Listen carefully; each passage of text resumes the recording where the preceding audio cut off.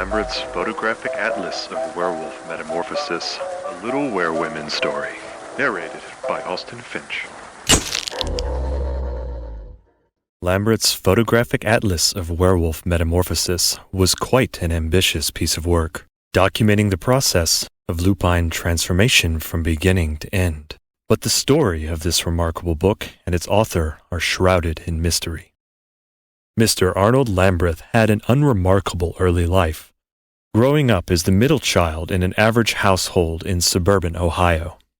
He was not remarkably artistic or gifted according to his teachers, friends, and family, nor did he have much interaction with werewolves, as there were no lupine packs living in his hometown.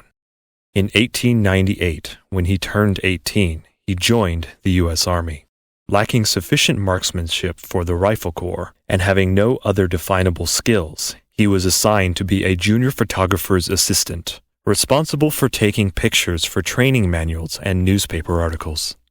In this role, he was frequently deployed to camps and installations where regiments of wolf soldiers were stationed and, for the first time in his life, was able to get to know several of them, observing them closely during maneuvers.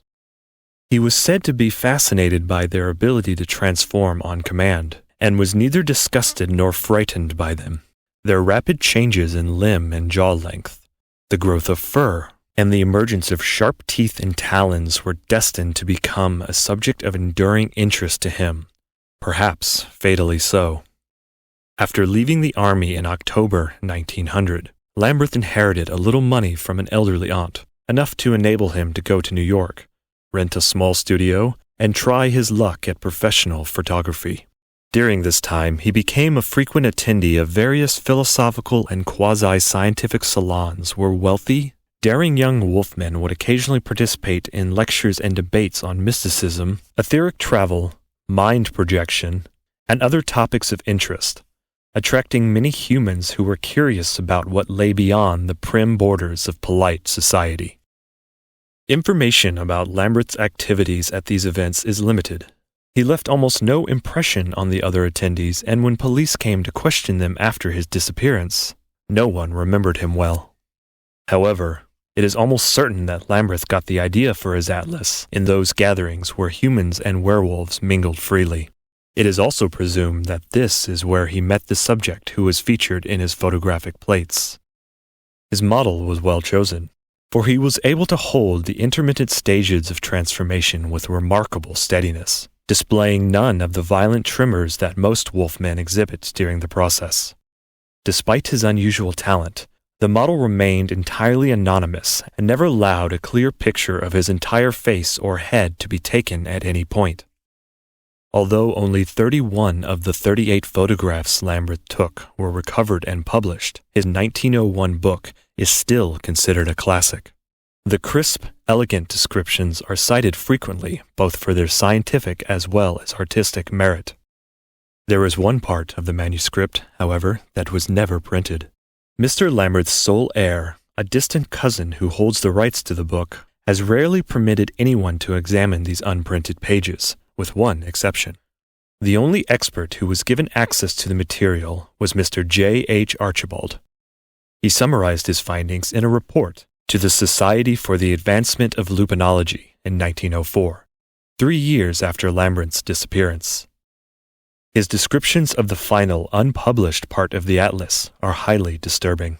They bear no resemblance to the known stages of transformation in lupines. The traces of fur that stand out on the visible extremities have not formed in the normal pattern, but they're thin and uneven. The skin underneath is therefore regrettably visible, for it appears to be diseased or afflicted with an inborn error of metabolism. Every inch is devoid of pigment to such an extent that the light from my Rumkorff lamp seems almost to pass right through it, illuminating masses of spindly fibers and blood vessels that run underneath. Veins and arteries are extraordinarily large in places and appear to writhe and undulate in a manner that is reminiscent of a colony of parasitic worms. Plate 33. This skin, if such a word can be applied to a surface which looks to be wrong side out, swells and stretches as the upper and lower limbs continue to elongate, far beyond what nature could have ever intended, until the figure before me can hardly unfold itself, even under the lofty 12-foot ceiling of this locked studio. Plate 34. These sections are badly creased and wrinkled. The written lines are blurred by a sprinkling of droplets. Whether they are the drops of sweat or fallen tears, they have further obscured the writing and contribute to the picture of a man seized by irrational fear. The aspect that seems most unusual, however, more so than the twisted, blackened teeth which protrude from the grinning mouth at all angles, the stunted vestigial tail, or the shrill guttural snarl it makes as the transformation finishes, are its eyes. They are a terrible, rageful red, harsh and resentful of all that walks, crawls, flies, or swims on the surface of our world. Plate 35. Speaks to me now, and as it opens its jaws, I can glimpse a tongue that must be bisected in multiple places, for parts of it move independently and randomly, slithering out almost like a writhing mass of serpents. The lamp is dying and the doors are locked. The studio has no window, so there is no other source of light but the glow of those ravenous red eyes. Plate 36. It is obvious from the last few pages that by the end, he was overwhelmed by extreme emotion. It speaks to me of things that living beings should never hear. It sings a blasphemous song that makes me weep in agony. I would cover my ears to block out the sound, but I have been warned if I try to do it again, I will live the last minute of my life without ears or hands attached. Plate 37.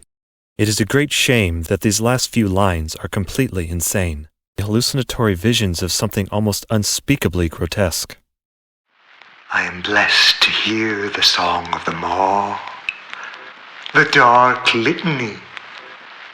I am the first human in an untold eon to kneel in prayer and to close my eyes so that I may witness the majesty of the unseen face. There are those who would say it is lightless, but this is not so. There is a light there, a colorless light that glistens in the boiling darkness of the maw. Plate 38. I am permitted to take one last photograph, the greatest image ever captured. My heart has never known such joy. There, the writing fades into a blurry smear, obscured by a spatter of darker droplets. However they came to be, I believe they are the last traces of the sad life and bizarre death of Mr. Arnold Lambreth. According to the police report, Arnold Lambreth vanished sometime during the night or early morning of January 25, 1901. Along with his camera, his clothes were found in the studio where he worked, neatly folded alongside the pages of his manuscript in a stack of crisp, well-developed photographic plates. His body was never found, nor has anyone ever determined the identity of the model, whose photographs grace the pages of Lambreth's Photographic Atlas of Werwolf Metamorphosis.